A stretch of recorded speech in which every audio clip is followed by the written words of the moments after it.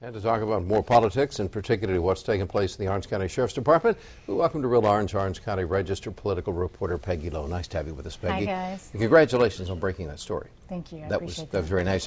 I'm kind of confused, and I think a lot of people are. Is it a resignation or is it a retirement? I would say both. The Corona camp was very explicit in saying this is a retirement. He is, stepping down to retire, and he certainly is. However, Sheriff Mike Corona held elected office, and he is resigning the office. So that is accurate as well. So I know that those two terms have both been bandied about this week, and I believe they're both correct. We just saw the interim sheriff. Tell us a bit about the sheriff.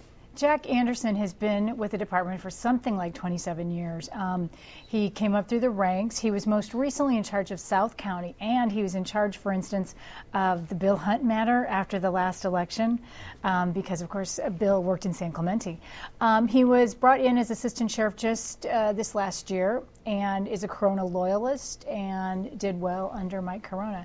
He's also seen as a politician because he's the sergeant-at-arms of the GOP's Central Committee. So he's very well meshed in the local Republican Party. Would that be important? Because I know that Sheriff Corona, former Sheriff Corona, had to battle to get some of his budget requests through. Mm-hmm. And wouldn't that assist our new acting sheriff or interim sheriff? I guess that could potentially assist him, but also being known as a politician could hurt him. Yeah. In that, people want somebody new and fresh and clean from outside the department, or even someone clean from within. So I think that could both hurt or help him. As the interim sheriff, what expectations are put upon him? Essentially, he's got to set the tone now for the transition. He does have a lot on his shoulders, I will say that.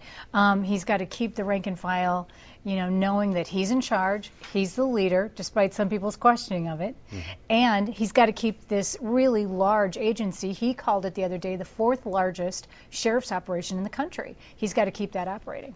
Now, what is going to be the procedure? Because I noticed, and I'm kind of curious, why were there only 3 supervisors at such an important meeting? Supervisor Bill Campbell was gone because of a previous scheduled trip, and so people knew he was going to be gone.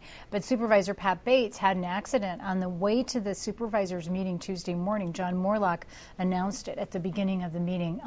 It was a minor accident on the 5, and she's okay, but she just couldn't make it to the meeting then. So what will be the procedure now?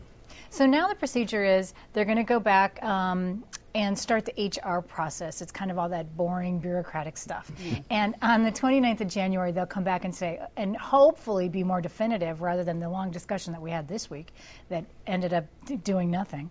They will come back on the 29th and say, okay, we're either going to hire a headhunter, it's going to be a national search, it's going to be a local, maybe the CEO, Tom Mock, will do it. It'll be a lot more specific on how this search for a new sheriff will be.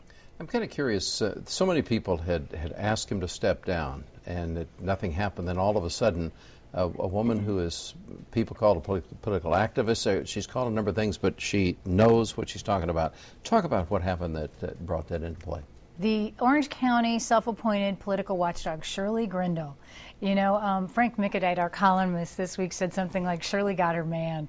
And because she has peppered Corona with complaints for years about his campaign finance stuff. Anyway, she filed a complaint with the Attorney General's office that said, look, if Corona's going to accept these pro bono attorneys, these high-powered attorneys from L.A. for free, that's a violation of the state's gift ban. And he can't do it. So essentially that triggered this resignation because he wanted to accept these really great attorneys' work, which in a defense which could cost him $2 million, but he couldn't while he was still a public official. How long does it, do you think it's going to take for them to find someone or make a decision if Jack Anderson is the right guy?